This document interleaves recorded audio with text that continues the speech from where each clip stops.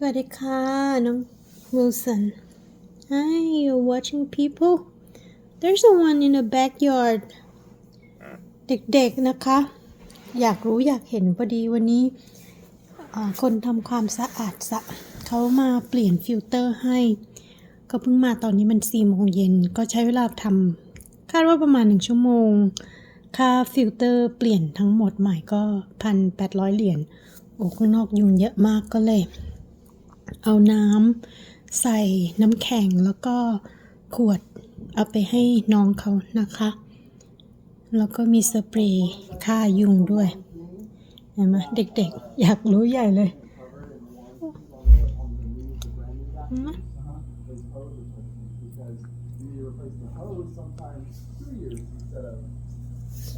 I don't know if you know, we get a lot of sun. Oh yeah, born and raised here.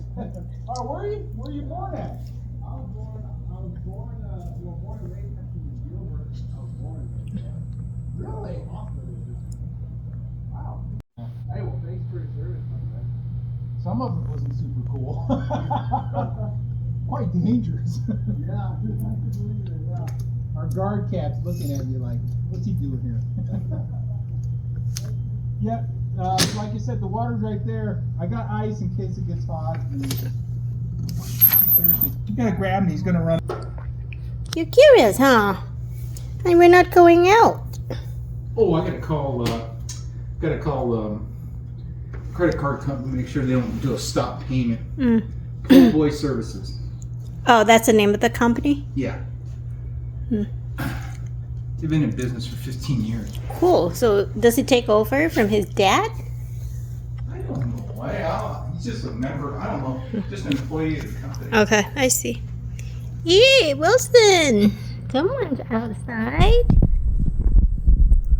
He's changing the pool filter. So it's gonna cost $1,800 just to replace the pump. It's old anyway. Hopefully we don't have to do it for a long time. Wilson is curious. It's in his nature because he is Siamese. Kind of like a guard cat. So he's looking out and see what's going on in the backyard. There's a lot of mosquitoes outside. You can just see a lot of them just flying. Like over here. So we just told Tegan, the pool guy, our new pool guy, that there's a bug spray right there if he needs. Just spray himself all over, otherwise mosquito will bite him. And there's a couple of cold bottles of water and water with ice in a pitcher for him. He said it's gonna take about an hour just to get all the work done. The cats are curious. They are watching and see what he's doing. ใช่ไหมครับวิลสันครับน้องแคลร์โน่นเนี่ยไปดูอยากรู้อยากเห็นว่ามีคนอยู่ข้างนอกเขามาเปลี่ยนพัมป์ของสระว่ายน้ำนะคะอันนี้ก็จะเป็นพัมป์เปลี่ยนจากอันเก่าเป็นอันใหม่ราคา 1,800 เหรียญเดี๋ยวน้องเขาทำให้ประมาณ1 ชั่วโมงพวกเราเปลี่ยนคนทำความสะอาดสระใหม่คนเก่ามาร์คเขารีไทร์เขาก็เลยขายธุรกิจให้กับบริษัทอื่นก็ใช้บริการมาร์คมาเป็นเวลา10 ปีนั่นแหละแล้วก็ให้ทีเกินมาทำแทนก็ของบริษัทใหม่นะคะ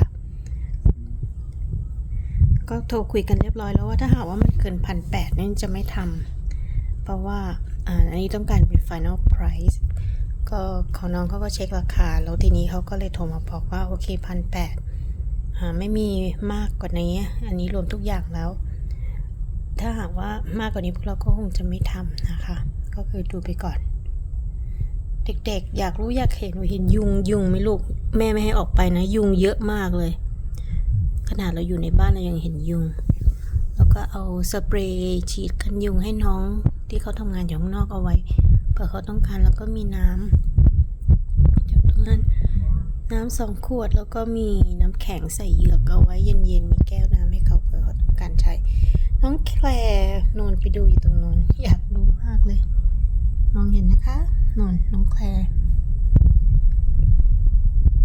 โอเคเด็กๆอยากรู้อยากเห็นใช่ไหมคะและเวลาอาหารเย็นแล้วนะอีกประมาณอีกครึ่งชั่วโมงนะคะเดี๋ยวแม่เอาอาหารเย็นให้กินตะกี้เอาสแน็คให้กินเรียบร้อยแล้วอาหารเย็นวันนี้ก็จะเป็นอาหารเปียกนะไม่รู้รสอะไรเดี๋ยวคอยติดตามหรือว่าคอยดูกันแล้วกัน